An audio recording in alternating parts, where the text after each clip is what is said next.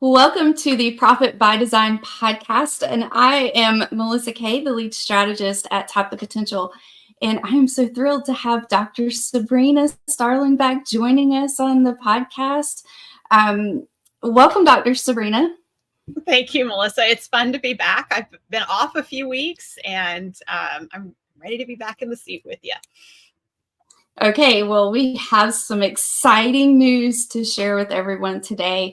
And Dr. Sabrina, I'm just going to let you share. What are we celebrating today? So I finally have a TEDx talk that I get to deliver on work supports life. This, Melissa, has been a part of our vision at Tap the Potential since December of 2019. And I'm just absolutely thrilled to have the opportunity to share this message on a broader scale. And I really feel like TEDx is that opportunity. Congratulations, Dr. Sabrina. I'm so excited. I'm really excited because I get to go see you. I can't wait for that opportunity. It is going to be fun. So tell us, why did you select Work Supports Life as your message? I don't feel like I selected Work Supports Life as my message. I feel like it selected me. And I want to clarify, it's not been my goal to get a TEDx talk. It has been my goal to get Work Supports Life out there on a bigger scale. And I knew that TEDx would be the best venue for that. And Work Supports Life is so important to me because when I started my real job, my first real job out of graduate school, I quickly burned out. And here I was, I had invested all this time in graduate school and building a career. And a few years in, I was working as a psychologist in a rural community mental health center. And I was coming home just drained and depleted day after day. There wasn't enough of me or my fellow team members to go around. And so I really, that experience in and of itself was very interesting because it kicked off part of my focus on building great places to work and attracting A players, because I saw how hard it was to get team members to come work at this community mental health center because it was not a great place to work. And I became very committed to that, but I also became very aware as I was doing therapy with one client after another, more than 40 hours a week. And they would leave my office and I knew like I would have 10 minutes later to have somebody else. And I just felt like by the third person each day, they weren't getting the best of me. So it wasn't just that I wanted I got clarity that I wanted a 25-hour work week around that time. And it wasn't just because I wanted to take better care of me, but it was also because it pained me that people were coming to me, sharing their most challenging things in life. And I was feeling like, oh my gosh, how many more hours do I have today to be sitting here? And that's not how I want to be showing up for anybody. I really believe at my core that us being emotionally present is the greatest gift we can give another human being. And we're not doing that when we're burning out. And so it made me just aware, like, I want to work no more than 25 hours a week. And I felt like an odd duck back then because like nobody does that. You just like, who does that as their career? And then I decided that I would open a business. And I was immersed in the life coaching world, and in life coaching, it's all about designing. What do you want? And I just got really clear, like, I'm going to grow this business and I'm going to do it on 25 hours a week. And I used to keep that a secret. Like, I didn't tell any of our clients at Tap the Potential that I was working a 25-hour work week because I thought, they're all busy entrepreneurs. They're finding it out. They're going to look at me and say, oh, you're funny growing that business on 25 hours a week. And what I quickly discovered is, as I did start talking more openly about it, entrepreneurs were very curious about that. Like, you're doing this and you have a team and your business is growing. You're not working 60 hours a week. Like, how are you doing that? And so that's where I thought, oh, I need to start being more open about this. And so that was starting to come together in addition to my desire to write the book, The 4-Week Vacation. And Mhm. the reason I wrote The 4-Week Vacation is because I saw entrepreneurs grinding it out and burning out. And I wanted there to be a path, a way to run a business that doesn't depend on you, the business owner. Mm. But Melissa, one of the coolest things that we've discovered, and you've been a part of this in the last 4 years or so, is that everything that we teach at Tap the Potential that teaches business owners how to take their lives back from their businesses, their team members need it too, and their team members benefit from it too. So what I have discovered through this whole journey of getting a TEDx talk and having the opportunity to share about work supports life is that this isn't just for entrepreneurs. Mm. This is about changing hustle culture, and hustle culture is not confined to entrepreneurship. It's everywhere. I think we entrepreneurs have a tremendous opportunity to opt out of hustle culture and opt into work supports life and designing businesses that are sustainable for everyone who is impacted by that business, the business owner, the team members, the clients, and the broader community that that business serves. Okay, you said so much here that I want to unpack. And while we're talking about hustle culture and team members, I just want to thank you Mm. because I was a part of that hustle culture. And it took you quite a while, a couple of years to teach me all about work supports life. Mhm. Um, I love to work and I love what I do. And it was just easy for me to just keep going. But I learned so much from you, and you set an example, and it wasn't just an example of it was this combination personally and professionally. And you showed me how to prioritize things and then reassured me that you trusted me. So you gave me a combination of autonomy and trust. And I learned how to let go of the things that wouldn't push the needle forward to really impact the key results that I'm responsible for delivering. And being someone I am that perfectionist, I'm the people pleaser. I wanted to show up and say, hey, Dr. Sabrina, look, I did this, this, and this. And along the way, I learned I need to focus on the key result that I'm responsible for. And when I started focusing on that and then reverse engineering and taking small steps forward and really innovating, Mhm. and having you by my side to say, Melissa, I am not looking at your checklist in the systems. I'm not at home at night or on the weekend thinking about, oh, well, Melissa hasn't done this or that. You gave me that time and space to develop those characteristics in me. And now we're seeing wild success in the role that I serve. And I'm very fulfilled. And I'm able to really say, I work for a place where work supports life.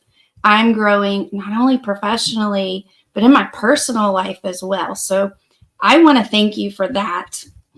And then I want to follow up by asking you, what does work support life mean to you personally? Well, so first off, I have to say, I used to get these boxers from you, Melissa, on Mm. like Saturday morning, Sunday night, like crazy times. And you had all this, you have a lot of creative energy. And it was like free flowing out there. You had ideas all the time. And I couldn't keep up with them. Our team couldn't keep up with them. And one of the things that I was so aware of is Melissa is a huge asset to our team, and I'm afraid she's going to burn out if she doesn't harness it. And so one of the cool things that I saw is as we got really clear on what is the key result that you're responsible for delivering, you started reining that energy into one direction for Tap the Potential.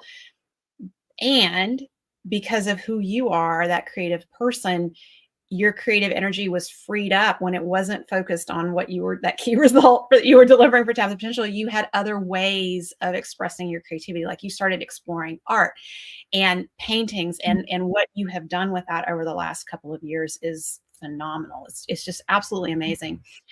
And so I have always known for myself that um, if I have a bigger life outside of work, I will show up bigger and better at work for our clients. And it is so, I don't think I know when I started Tap the Potential, I thought I was just going to be a solo coach. Like I was just going to have my individual clients and that's what I was going to do. But then there was more, there was more demand. There wasn't enough of me. And it was so hard to imagine me not being the coach and me, stepping back and letting someone else come in. But what I have learned over the years in doing that is that I'm allowing the business to be bigger and better because it's not dependent on me, because now we have other talent. We have others who are supporting our clients, and it is a whole team that's doing it. And that's such a beautiful thing. And what work supports life, what does it mean to me? I believe that we go through life and we're always learning and growing. I've been talking about work supports life for years, and I never realized that I was actually regret proofing my life in doing that. Mm-hmm. But that's what has played out. My husband, Ned, passed away. It was 3 months ago now. And that it's hard. Like, that's just hard. But I have this peace in knowing that I unplugged. We created experiences together. He asked me to take Friday afternoons off at the beginning of this year. And I was like, oh, I didn't tell him that, but I was like, I don't know how I'm going to do that. I'm already working 25 hours a week. Like, how do I take an additional afternoon off? And I shared that with you and our team. And you were like, you need to do it. And the team just helped me figure it out. It wasn't easy. It wasn't just like, okay, I'm doing it. There was some maneuvering, but I started to figure it out. And I'm so glad I did. And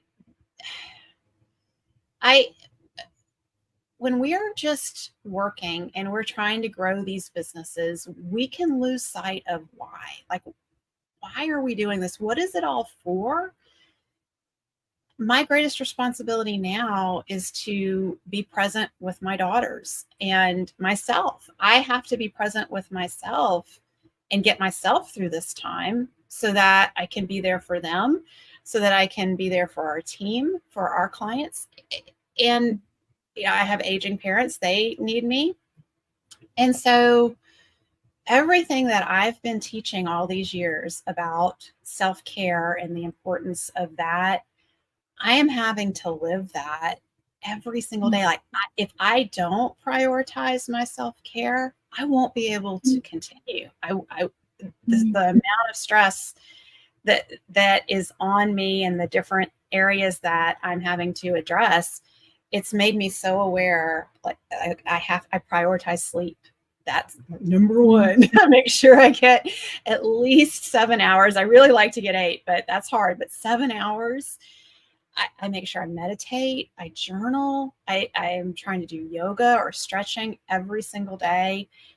And because I'm doing that self-care, I can get up and keep going every day. And it's important to me to show up at my best. My best right now is not the best that it was 4 months ago.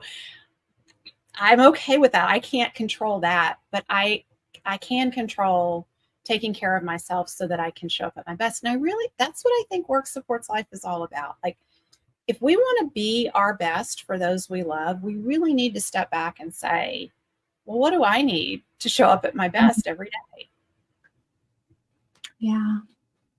Where would you be today, given what's transpired over the past 3 months, if work supports life had not been a priority for Tap the Potential? I don't even like to think about that. I would have so much regret. I am a driven woman. I love what we do at Tap the Potential. I love growing businesses. I love trying new things. I could easily, unreined and unchecked, I could work 60, 70, 80 hours a week easily. And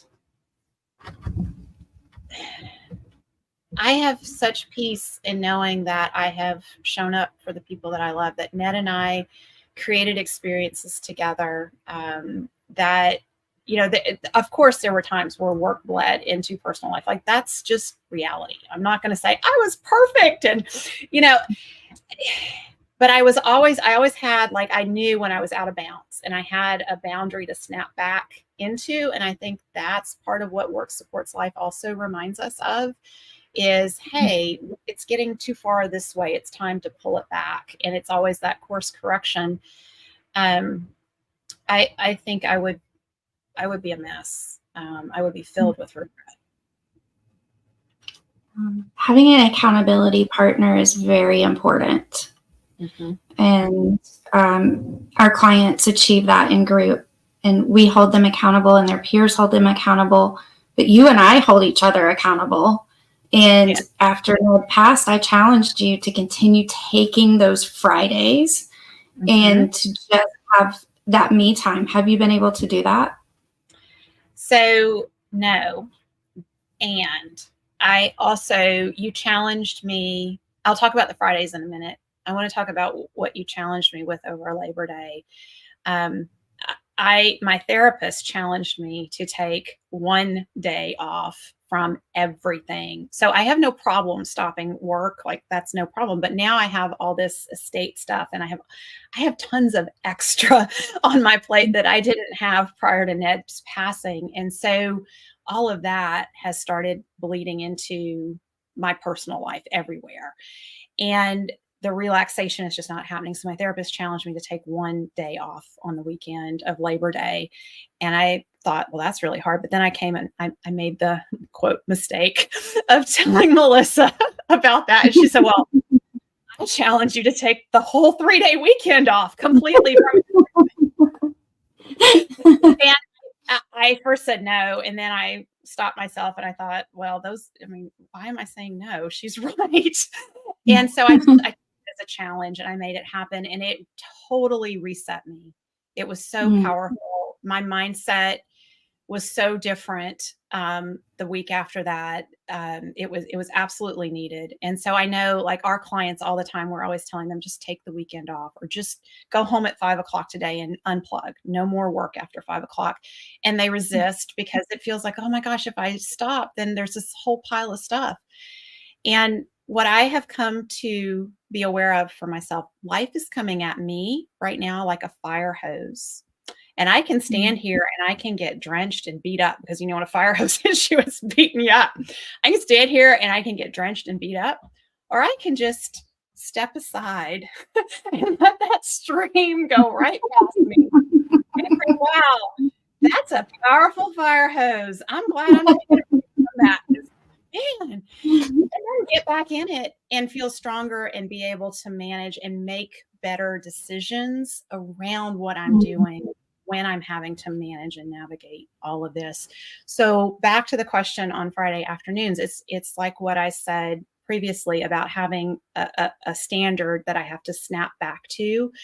I know that I need to get back to that point of taking Friday afternoons off. I have probably 45% of the time, but I have not been perfect in doing that. But that's my goal, and that's what I'm working towards, is getting back to that standard. I appreciate your vulnerability, because we look at Dr. Sabrina and we think, okay, she's doing everything perfect. And it's good to call out. It's good for us to recognize that we're all works in progress. And sometimes we do, even with great accountability, we do slip up. And it's about those small steps forward, and I love that you did take that weekend off. And when we teach our clients to work towards the 4-week vacation, we're always saying, start with baby steps. It may start with a day or a weekend for some, but start with a week. And recently, one of our clients in our program said, "Oh no, I love to work. I don't want to take a vacation. I have nothing that I want to do." And I said, "It's not about you. You need to start taking these vacations so that we can see the gaps in your business so that your business can become sustainable." And he took that vacation last week and came back to group this week and said, "I'm so glad I did. Now we've identified these gaps. Now we're putting systems in place." So it really is a mindset that you have to learn to work through. And when I first came on board and you were out for 4-week vacations, I've noticed such significant improvement over the years. And, recently you were able to just be out 6 weeks. And even when you came back, we said, "What do you need?" And we've continued to just make decisions in the business. And you said, "I just want to be a passenger." Yes, I want to be a passenger in this car for a while, is what I said to you guys. And so I have been back since August 1st. But in the last 4 weeks, especially, I've really reduced my work week, and it will be reduced going forward. Like, I just can't, I'm not in a place where I can be at full capacity at Tap the Potential, but I've figured out like where I have the highest value and where I'm going to show up. And the team, you, Melissa, and the rest of the team, you guys have been handling things and taking things on so beautifully. And I also, just circling back to what you said about, it's not about you, it's about what does the business need and what does your team need. Our team members need us to get out of the way. Yes. If I tried to run the business right now, like just have my fingers in everything, I would make the biggest mess because I'm so distracted and preoccupied, and I would be hopping in and hopping out and saying, "Hey, go do this, and this needs to be taken care of." And it would just be a runny egg mess everywhere. And so me being out allows things to run more efficiently and more effectively. And it's not, it's not just about us business owners doing this, though. Every team member, we need to be creating this redundancy so that the business can run without key team members. Because these things can happen in any of our lives, and we want businesses that support that. Yeah. So this is great for Tap the Potential, and you and our team, Work Supports Life, is great. Tell me why you're so passionate to share this with our clients, with our audience here on the Profit by Design podcast, and everyone else in the world. In the books that you write, you're very present on social media. Why is it so important for you to blast this message out? Because we need to design our regret-proof lives. Like, hustle culture is so pervasive, and we are all caught up in it and feeling like we need to be more and do more. We don't. We need to be present with each other and connect with each other. A client of ours, Blake Moore, reached out to me, and he shared that relationships have been so powerful in supporting him. And I reflected for myself, and I thought, that is so true. My relationships, when it all comes down at the end of the day, when life is over, love is what matters. Not how many emails we answered, not how much we got done. It's about love. And did we show up for the people who matter most to us? Did they feel loved by us, or did they feel like work was more important? Wow. That's very powerful. That's very powerful. I remember, and you added this in the 4-week vacation book. My grandmother was a workaholic, and she always worked 2 or 3 jobs. And as a matter of fact, she didn't need to work at the end of her life. She just chose to. And I was there with her. I'd been in the hospital with her for a couple of weeks, and I had my laptop by my bedside, and I'm just working away for Tap the Potential. And this was very early on. And my Mima had always taught me to work hard. And in that hustle culture, it was the harder you work, the more successful you are. And in that moment, she looked at me and she said, asked me what I was doing. And I said, I'm working, Mima. She said, Missy, you work too much. Mm-hmm. And I said, but that's what you taught me. And she said, look at where it got me. And that made such an impact on me to look at this person who had taught me all of my life, almost 50 years to work, work, work. And then she was taking it back at the end.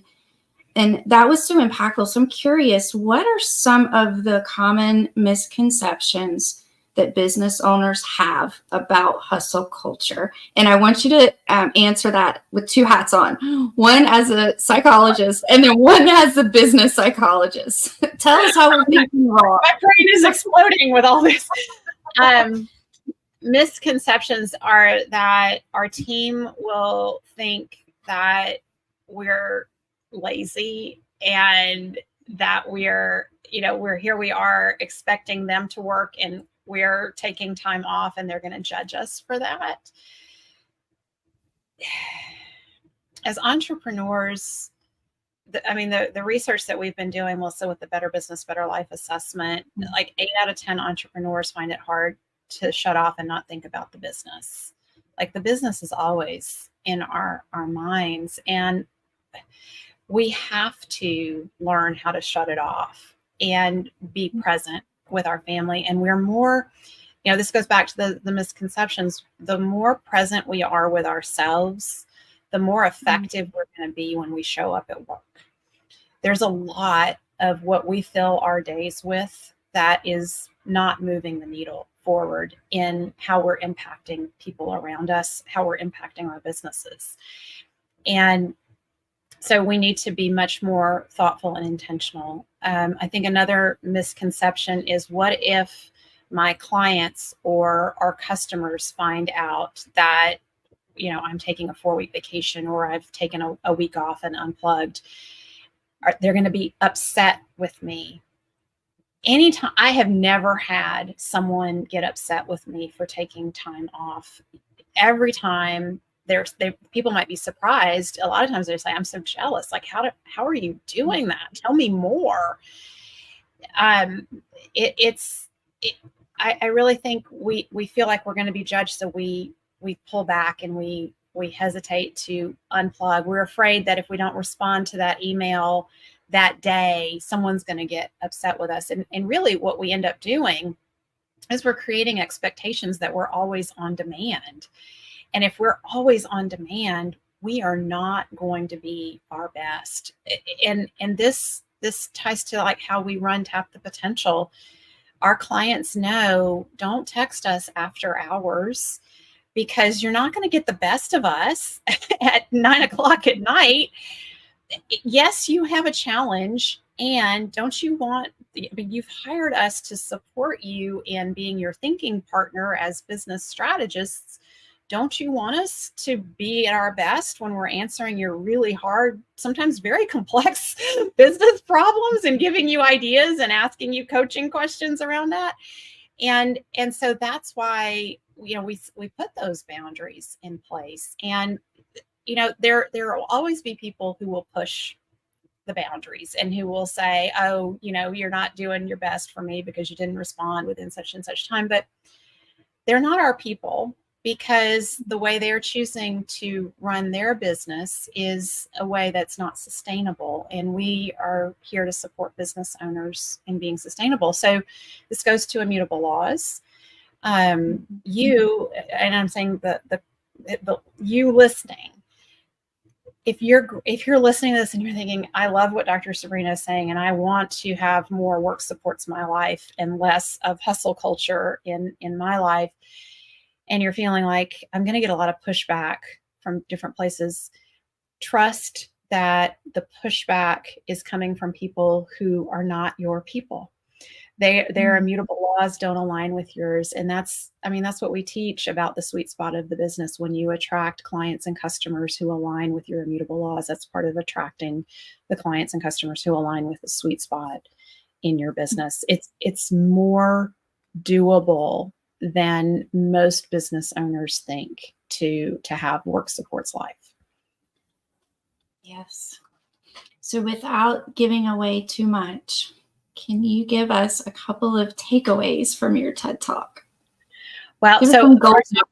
I want to share that I will be speaking at TEDx Wilson Park at the end of October, and there are tickets available for purchase, and we'll put the link in there. And I mean, I would just be honored to have anyone in our audience to join and participate. And one of the things that I'm really looking forward to as my TEDx talk goes out there on video is that I want our community at Tap the Potential to be sharing your story. I want your story of work supports life out there, because that's more impactful than my story.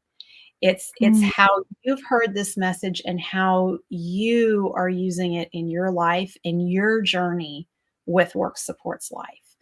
So I'm kicking it off by sharing my story on the TEDx Wilson Park stage, but I really want to hear from you about how you're setting yourself up for work to support your life. And my big takeaway from me through this whole journey is that when something matters, it matters. And the TEDx talk has been a part of my vision since 2019.